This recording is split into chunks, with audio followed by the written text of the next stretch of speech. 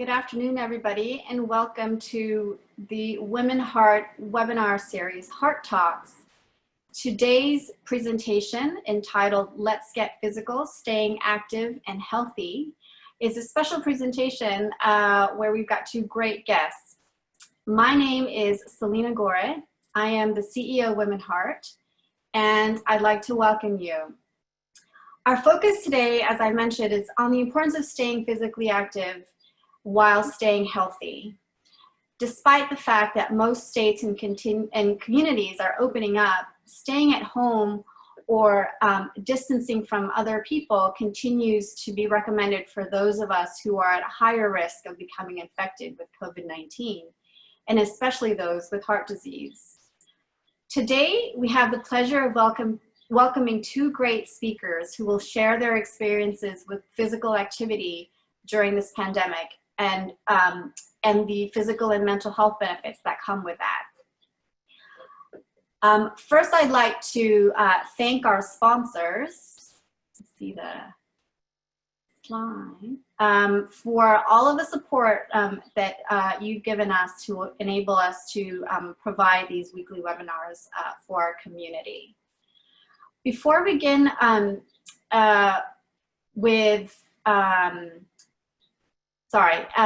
so let's go now to our first speaker, who is Judy Jones. Judy is a WomenHeart Champion from the class of 2019. Judy will share her experiences with being relatively inactive prior to her heart event, to emerging from her version of cardiac rehab to completing a 5K soon after her heart surgery. After Judy, we will hear from Sonja, Rzepski, a certified yoga teacher who has led courses at the Northwell Lenox Hill Cardiac Care Yoga Program. So now we're going to see a bit of a video about Judy's heart story. When I first knew something was wrong, I was in Sweden with my daughter. And I was walking up a hill, and all of a sudden, I was short of breath, extremely short of breath. So I didn't go to the doctor until about 2 months later. Judy had severe mitral regurgitation. She also had severe coronary disease involving the main artery on the front of her heart, the LAD. So this required replacing her mitral valve as well as doing a single vessel bypass. In my pre-surgery conference, I told the doctor that I had already signed up to run a 5K and I didn't want to lose the money. It was a little unusual for a patient to ask me about running a 5K so soon after surgery, but I was pleasantly surprised. And once I was comfortable with her having healed from her sternotomy incision, I felt comfortable telling Judy to go ahead and do so. Right after the surgery, I thought, no, I'm not so sure I'm going to make this. So about the third or fourth day in the hospital, I got up probably 5 or 6 times during the day and walked around those halls as much as I could. Individual motivation to heal and recover is very important toward their post-operative care and recovery. I set up this little track in here, and sometimes I would walk for 30 to 40 minutes just walking in here. And then when it started to get a little cooler in the mornings, then I would start to walk down the path. As I went along, I could see that having that goal was making me improve. My one problem is in the Disney 5Ks, if you don't make their time limit of 16 miles per minute, what they say is the Mickey wagon is going to pick you up and they'll take you to the finish line. So then my goal became, just don't get picked up by the Mickey wagon. My daughter ran with me the whole way and helped pace me and kept me going. In fact, I even passed some people. I walked very fast and until about the last 100 yards. And so I ran that last 100 yards across the finish line. And it was overwhelming. I mean, I just sobbed because I had actually made the goal. But I understand that it was so many people along the way that helped me make that goal. I have such an incredible heart of gratitude towards all of the people at UF Health. I'm talking everyone in that hospital. Everyone was so encouraging. Everyone was so helpful to me. It was an amazing experience for me as a person as well as a patient.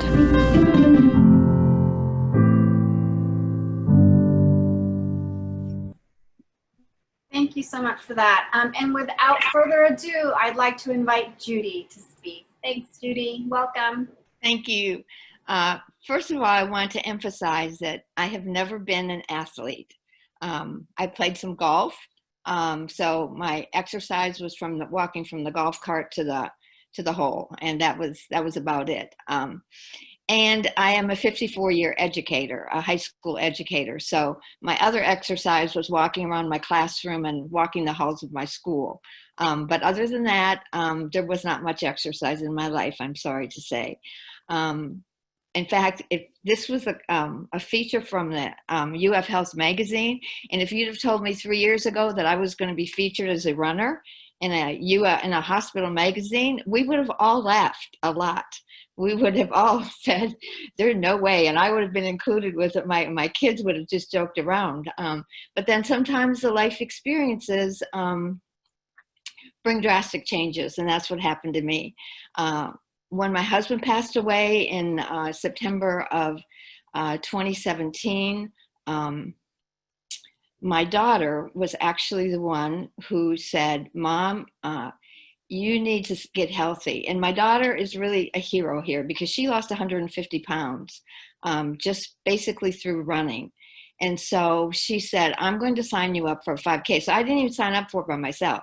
She signed me up for it, and I go, oh, well. So I did start training. Actually, I lost a lot of weight before I started the training because after my husband died, I didn't have to cook anymore. So my eating kind of deteriorated as well. So I'm not very healthy. I have lost a lot of weight, but I'm not very healthy. And so she signs me up for this 5K. So, and then you saw the rest of what happened after that. And the walking started in the hospital with a physical therapist. They walked me around the halls, and the surgeon had told me to tell them what my goal was. And so they said, okay, what you need to do is just start walking. And so I started walking. And by the time it was time for me to go home from the hospital for 6 days, no rehab would take me because I was too advanced. My physical health at that point was further along than most people after they finished rehab. So nobody would take me because I was living alone. They were hesitant to send me home, but there was really no place else for me to go. So they said, we'll send home health people to come out and spend time with you. So the home health people came out, and at that time, I live in Florida, so it was very hot. And when they would take me out, when the physical therapist would take me outside to walk, my blood pressure would go up too high. So they said, you can't walk outside by yourself. You're going to have to walk inside. And that's when I set up that little track in my house, which I have kept to this day. I've moved, but I have a new track in a new house in my living room. And so what I have found is that having that goal was so important. It took my mind off my pain, the pain of the incision and the pain that I was going through, just from the surgery, because I was focused on making that goal. And so I just walked and walked and walked. And it's amazing. It was been amazing to me how that helped. The vocational therapist came over. She did a little weightlifting with me with soup cans because that was the only light enough weight that I could lift at the time were the 2 soup cans. So we did exercises with the soup cans. And she started me with some leg exercises, just holding onto my sink. So everything was done inside. So it kind of prepared me for the pandemic because I'm kind of used to doing things inside. I've actually run in this house 13 miles, just running around the house. You'd think I would get dizzy, but so far I've been okay. So having that goal was crucial, and crossing that finish line when that goal was completed, oh my goodness, that was just overwhelming. But what I have found out from that is I always need to have a goal. So I've always signed up for the next I always have a next race signed up for, so that I have that goal to keep going toward. Then the race was in November. In January, I started cardiac rehab, and that was life-changing for me. If anybody has heart disease, I strongly recommend that they go to cardio rehab. There actually were not very many women in cardio rehab at the University of Florida. It was mostly men who came to cardio rehab, but they taught me so much. I began to realize at that point that it's my responsibility to take care of my body. And there were 3 interns. There was they had the physical therapist in charge of the cardio rehab, and then 2 awesome nurses, and then 3 interns from the University of Florida. And they all worked with me so well. They gave me little classes on healthy eating, so I improved my eating habits. Obviously the exercise and the weightlifting. I mean, there I am with, lifting weights, which I'd never been in a gym in my life, except to watch games, high school games, and sleep. They taught me the importance of sleep. I always prided myself on the fact that, I only sleep 5 hours a night, and I prided myself on that. And then I found out that's really bad. So now I set as a goal to do my 8 hours of sleep a night. And then obviously the exercise has been a huge, huge key for me. So after I finished my 36 sessions of cardio rehab, I was able to get off all my medications. I'm on absolutely no prescription medications at this point. I'm very thankful for that. I realize I'm very blessed to be able to do that. So that was really important. And so I've been able to, if we can look at the next slide, I've been able during the pandemic to carry on some of those same things that I learned in cardio rehab, that I learned during my surgery. And so the things that have been key for me is, first of all, I have 2 goals every day.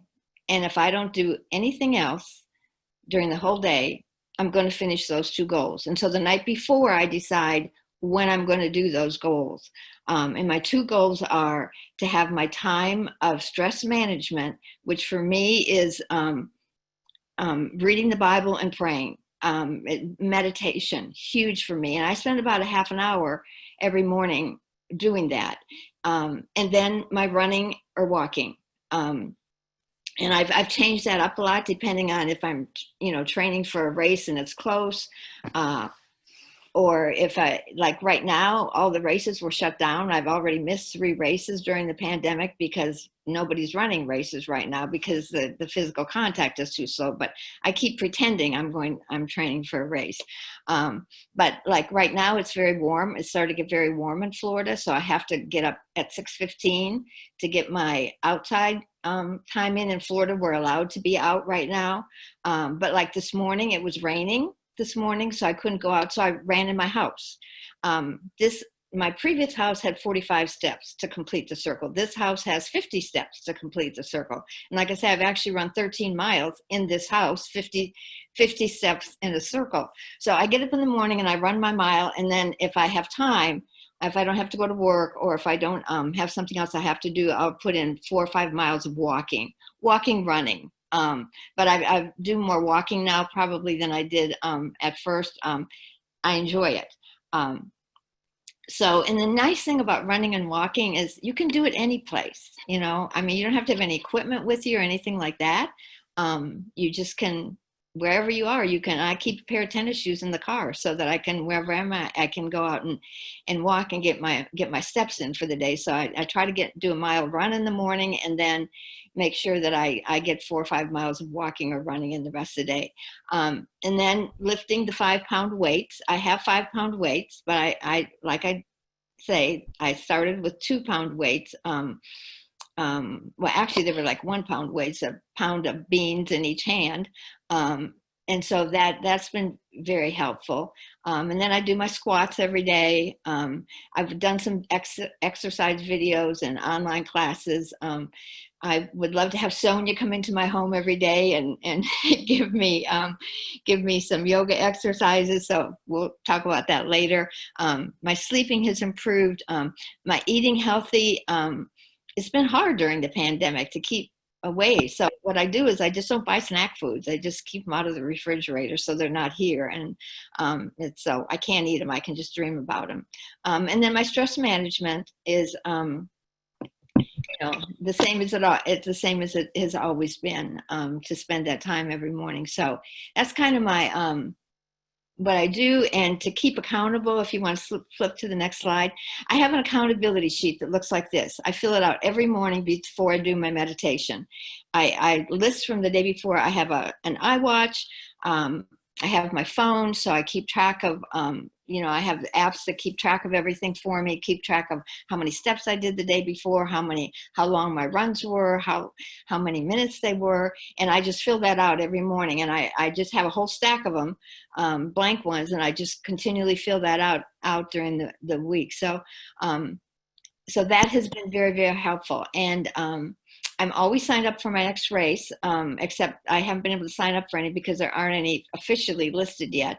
But as soon as they start listing them again, I will start signing up for them. And then the last slide, an inspiration to me has been a woman by the name of Libby James. Libby James is the world record holder in the half and full marathons in her 70s. She didn't start running until she was 35. And she is 82 years old now. I read her book called Still Running. She started when she was 35 and she still runs at 82 every day. So she's my inspiration on the mile run. I was not doing that before. I was just trying the long distance running.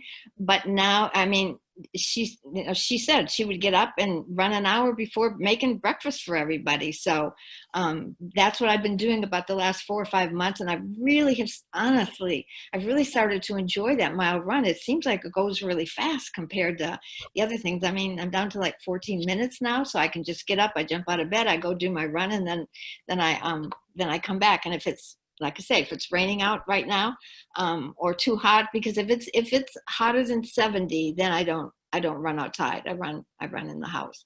I can't tolerate that. So I've been blessed. I do know that. And so I love to share my story because it's been a blessing actually to have gone through the heart situation and to be able to run and to keep active and to keep healthy. And so I just encourage everybody to do that and to not wait until they're 74 to run their first race or 74 to start exercising, to start right now. And then hopefully you won't have to lay on that hospital table and have them cut your ribs open. So thank you for this opportunity to share with you. Thank you so much, Judy. And as Glenda has commented on our chat, go Judy, you are an inspiration, and we really thank you for sharing your story with us today. So before I introduce Sonja, I wanted just to share with you that I myself have a very special relationship with yoga. I took my first yoga class and sat for my first meditation in 1999. So it's been quite a few years. And in 2009, I spent a month on an ashram in Pune, India, to learn how to teach yoga. So yoga is a very important part of my life and continues to be to this day. So without further ado, I'm very happy to introduce Sonja. Welcome, Sonja. Thank you, Celina, and thank you, Judy. You are indeed a determined heart, very inspiring.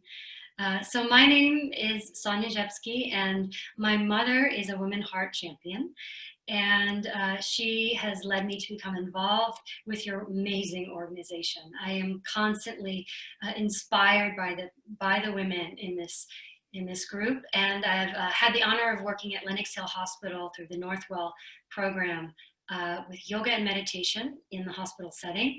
And we've actually even done a research project that was highly positive results in terms of creating less stress and healthier exercise, and even eating habits for our participants. So today we're going to do just a short version of the physical portion of the practice, and then also some meditation. So feel free to just observe and take it in, or absolutely feel free to participate. All right, so most of this is going to be in a seated position in a chair. And I would recommend just something that's a little firmer. So maybe not like the most comfy couch, but like some sort of seat. Okay, and yeah, so we are going to begin that. Here we go. All right, so we're going to have a comfortable seat, and I invite you to sit almost to the edge of the seat a little bit so that the feet are relaxed and released to the earth. All right, we're going to take our hands gently to our legs. We'll have a soft and easy gaze in front of us, right? And then we're going to take a deep breath in through our nose and out through our mouth. And we'll do that again. Take a nice full breath in through the nose and out through the mouth. And now this time, let's take the hands together and just rub them gently. We'll take a deep breath in through the nose and then out through the mouth, and place one hand on your heart and one hand on your belly. Now lean your body toward your hands, almost like you're going to catch yourself, and feel the softness in the belly and the heart, and feel the light and easy nature of your own breath. Again, we'll take a full breath in through the nose, and then exhale. Help yourself to sit tall. So bring the hands and the body in alignment so the shoulders are right over your hips. And then we'll take the hands together again, rub them lightly, inhale. And then exhale, just cup the hands gently over your eye gaze. So you can either place the heels of the hands softly on the eyes or just hover. Allow the eyes to close for a moment. Let's breathe in and out through the nose now. Nourishing and comfortable breathing. And then we're going to lightly release the hands and open our eye gaze. Okay, let's bring the shoulders up towards the ears. Inhale. And then on the exhale, allow your shoulders to roll down and back. And again, we're going to inhale, lifting up. And exhale, release down. Once more like that. Inhale, lifting the shoulders up. And then exhale and release. Now lightly allow your heart region to come forward, your elbows to come back, and gaze upward lightly. Then on your exhale, you're going to round, kind of like an angry cat back. And again, we're going to inhale, come forward, elbows come back. And on the exhale, round. And now we might add a little to that. So you can continue this movement where inhale, lift up, but lift one arm up, nice and long. And then exhale and round. We'll take it to the other side. We'll inhale forward, arm may come up.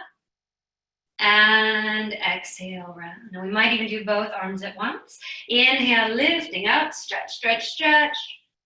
Exhale, round. And once more, inhale, lifting up. And exhaling, round. Now sitting nice and tall.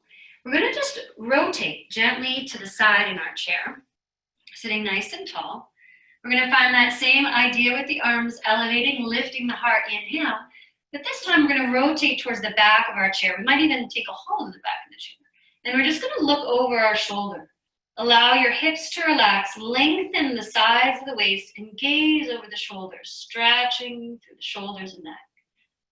Then we'll all take a breath in and rotate a little further. This is helping to wring out any stress and tension in the spine. And again, we'll take a breath in and exhale. Now let's lift those arms up again, and we'll come up and around. Alrighty, so we're going to gently now come forward, and we're just going to gently stretch one leg to the side, your right leg, and lift up and over to the side. Stretch, stretch, stretch. And release. And then the other, we're going to stretch, stretch, stretch. And release.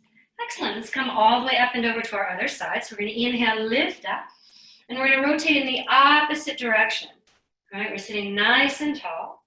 And then we'll inhale, lift up again, and rotate rotate, looking over the shoulder, breathing fully. Inhale, exhale, 1. Inhale, exhale, 2. And inhale, looking a little further. Exhale, 3. Let's take a breath in and exhale, and we'll stretch, stretch, stretch, stretch, and come through the center. All right, let's stretch the opposite leg out, so the left will come to the side, and we're gonna lift up and over. Just reach, reach, reach to the side body, and center, and then to the other side, stretch, stretch, stretch, and center. All right, we're gonna bring our feet in parallel, taking hands either to the legs or extending your arms out. We're gonna inhale and then just levitate for a moment and then exhale and release. All right, so the squats Judy was talking about here. Inhale, lift up, levitate. Exhale, release. And once more, inhale, levitate, and exhale and release. Okay, so we're gonna actually have the option now to come all the way to stand. And I have a wall here. I'm gonna demo. If you can't find a wall real quick, then maybe just watch and you can try this on your own. This is downward facing dog on the wall. So we'll take a nice firm stance with our feet about hip distance apart, walk our hips back, and allow the chest to drop towards the earth as we reach the tailbone down. It's a lovely stretch for the back of the legs, the hips, as well as the shoulders. So it's kind of a 2-for-1 special. And you can even bring your hips side to side a little bit. Side to side. Great. And then we can inhale up, and this is looking suspiciously like a push-up, I know, but we can actually bend our elbows and then straighten and lengthen into upward facing dog. We're going to put this together and just do 3 rounds. Here we go. So we're going to go into downward dog. Inhale. Exhale. Then we'll come into plank or push-up position. Inhale, bend the elbows, exhale, and then straighten the elbows, lift your heart, upward dog, and then go back to downward dog. We'll do that 2 more times. Here we go. Inhale and exhale. Come forward, plank pose, bend the elbows. Inhale, lift your heart. Exhale, back. 1 more time. Nice big breath in. Exhale, come back into plank. Inhale, bend the elbows, and then exhale, lift your heart, and release.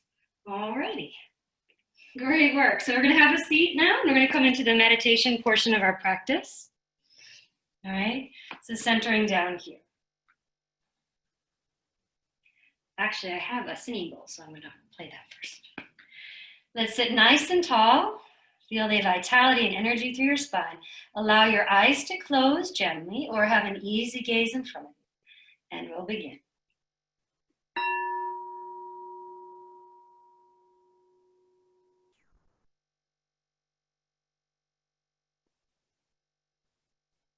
Feel the touch of your natural breath at your belly.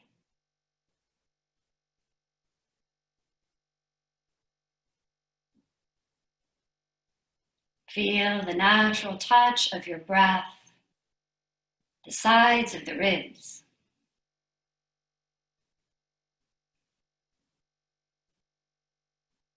If you focus deeply, you may even feel the breath behind your heart, supporting you.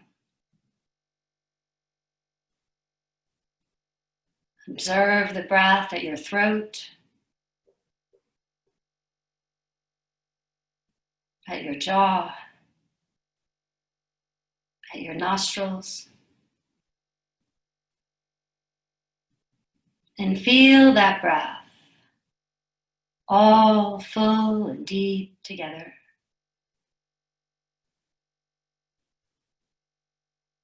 Observe the vibrancy of your own breath and energy. Relax in your legs. Relax in your hips. Feel the energy through the right side of your spine.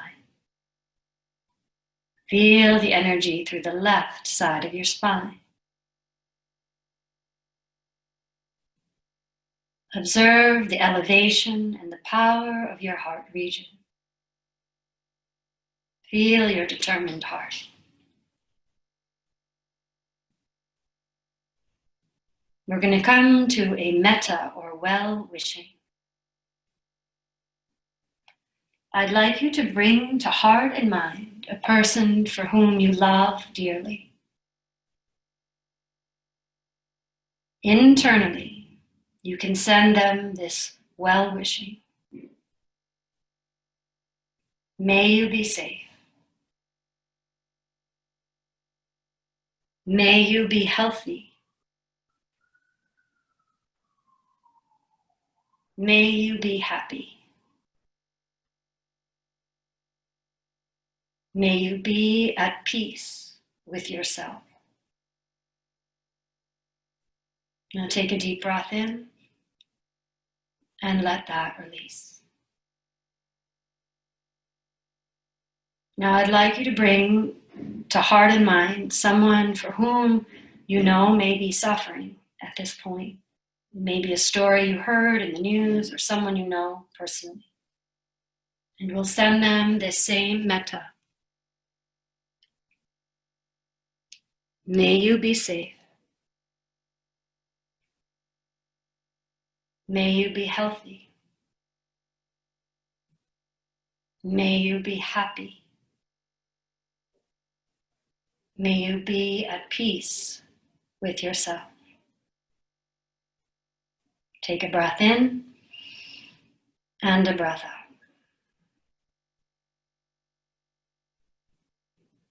Now I want you to be just as generous, just as loving. The final person will be yourself. May I be safe. May I be healthy. May I be happy. May I be at peace with myself. Take a breath in and a breath out.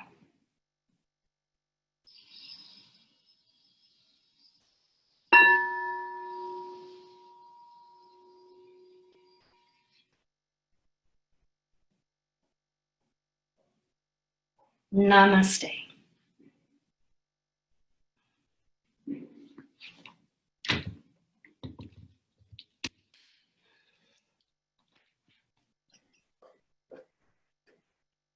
Thank you so much, Sonja. That was amazing. Thank you. So now we're moving to the Q&A section of the webinar. And you all who have joined before know what to do. You can go into the Q&A section of your Zoom window, and we can go ahead and answer any questions that you might have. While we wait for questions to come in, I wanted to start and kick us off by asking Judy. Judy, have you kind of connected into any kind of community around running or staying physically active there in Florida in your community? I do belong to the, we have a wonderful YMCA that has an awesome gym. And so when it just opened again last Wednesday, but I haven't gone back yet. I'm still a little hesitant to go where everybody's, but they've got really good rules in place. So I've got that. But then I also, the school where I was last principal, I'm actually going back in 2 weeks to be principal of that school. I met with all the teachers and the faculty, and have tried to get them. We formed a little group called Changed Heart, and they all signed a little commitment form that they'll commit. And we actually had shirts made up as well that have those four, the exercise, healthy eating, sleep, and stress management, so that they've all committed to that. And so we before the pandemic, we were trying to walk at least once a month because I'm living in Orlando and Gainesville, the school's in Gainesville is 2 hours away. But now when I go back, we're going to try to do it every week. At least once a week, we all walk together. In fact, we were talking just a couple of weeks ago about the fact that just having us all walk together through town with our shirts on, hopefully we'll get like a whole bunch of other people to join us, all in the name of having healthy bodies so that we can be more effective.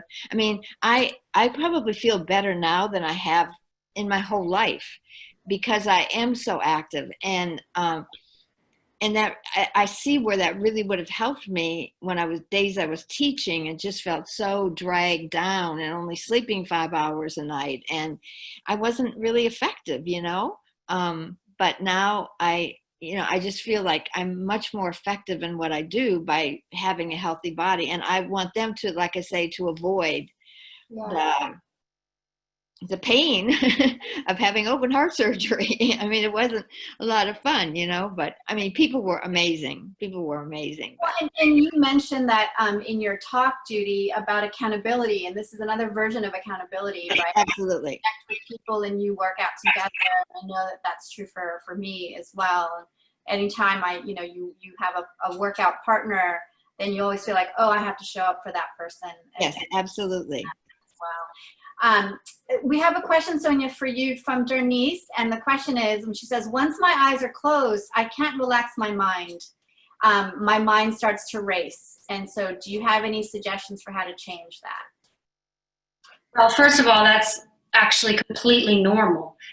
We have about 75,000 thoughts a minute. Is that possible? No, maybe that's in an hour. Anyway, whatever it is, it's so it's normal to have many thoughts. That means you're human, and it also means you may be extra creative and very intelligent.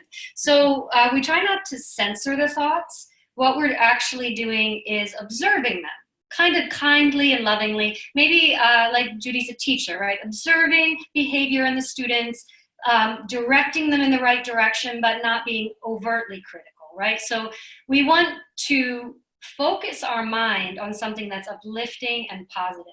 It's perfectly fine to meditate with your eyes open. In fact, it's sometimes called the Buddha gaze. Mm-hmm. So you can have a soft and kind of inviting gaze, reflective gaze. Many retreat centers will have a beautiful thing to look at, right? Whether that's a symbol that is meaningful and uplifting to you, or just a beautiful painting or color, that can help focus the mind. It's perfectly fine to keep your eyes open. But the whole thing about the idea of so many thoughts, that's what it's all about. Meditation is not something we can force. It's a state we fall into. So what we do is we invite the state of clarity and focus by uplifting and focusing our mind on something positive.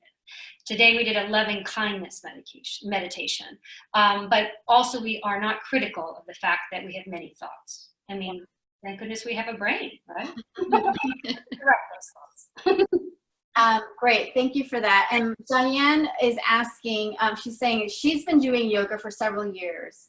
However, she is facing knee replacement, and she wants to know how soon after the knee replacement should she start yoga again? Oh my goodness. Well, I actually just tore my meniscus right before this all went down. So I wasn't able to see proper PT or anything myself personally. So actually yoga means connection. It means to connect to our body, connect to our mind, perhaps connect to our energy, or we might say spirit. So anytime we are consciously connected with our body, we're doing yoga. So today we just did like 5-6 minutes of chair yoga. You can do some stuff in the chair, moving your body right away, not moving the knee. I would do upper body only. After about 6 to 8 weeks and getting your physician's approval, then I would start with a beginner class. Even if you are an advanced yogi, I would recommend just going back to the alignment basics type of class. If you're able to take a group class, why not? A beginner's mind is good for all of us, just so you're not rushing or doing anything too soon, too fast. But you'll be able to, after surgery, after 3 to 4 months, I think you're going to find you'll pretty much be able to do everything you could do before. Great, thank you. Keep those questions coming. These are really great ones. We've got Gail who says she's thanking both Judy and Sonja. She herself is a yoga teacher who recovered from a heart attack and cardiac arrest in 2017. And she's just wanting to express her support for everything that Judy and Sonja have presented today and presented for our participants. So thank you. Could I say a word to Gail? Sure. So I'm on faculty of the Prema Yoga Therapy Institute, and we have a cardiac care program where we literally train yoga teachers to specialize in cardiac care. It might be something you'd be really interested in doing, because with your history, you know, you've lived through it literally, I'm sure you could really inspire others. So if you ever want any information about that, maybe you guys could direct or connect to my email or something, but you might be really interested in that. Thanks. So yeah, and we'll have all of the contact information for both Judy and for Sonja on the website with the recording of this session. One more question, and then we may wrap it up. And this is for Sonja. Sonja, when we were preparing for this webinar, you mentioned that you're doing a lot of work with healthcare workers. And I'd love for you to talk a little bit about that work, given that they have played such an incredible role in the response, obviously, to the pandemic. And what are the needs that you're seeing among them, and how does that maybe teach us a little bit about managing our stress or managing kind of the overwhelming situation we're facing right now? Thank you for that question. Yes, there are true heroes right now. I already had some physicians and nurses and nursing assistants that just would take my normal group classes.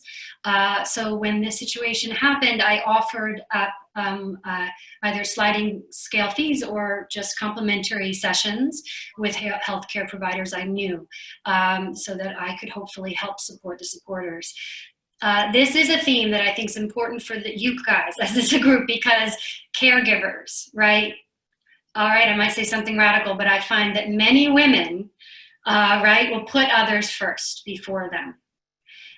It goes back to that idea of on an airplane, you have to put your oxygen mask on before you put it on the child, right? If you're no good if you fainted first, right? So you must practice self-care. And so these physicians and nurses and nursing assistants I've worked with kind of started to realize how important it was for them to be both mentally clear, discerning minds, clear minds, reducing the stress, reducing the anxiety, and also physically strong to give their immunity the best chances. So yoga helps to boost immunity.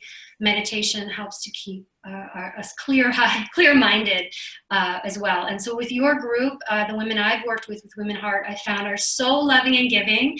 And as I think you both touched on this, right? Sometimes you need someone else to get you there, right? So if you're like, well, I can't let my friend Agnes down, I better show up to the meeting, right? It also gets you to show up. So this is a perfect circle, right? We need to do this. We have to find our friends, because you're all going to be supporting each other. So that's very important. It's so true with our healthcare workers right now. Thank you so much. And we're going to wrap a little bit early today, but I wanted to just also recognize that Lynn and Claire, again, are very inspired, Judy, by everything that you do, as well as Glenda saying that the best gift she was given after her cardiac arrest was yoga.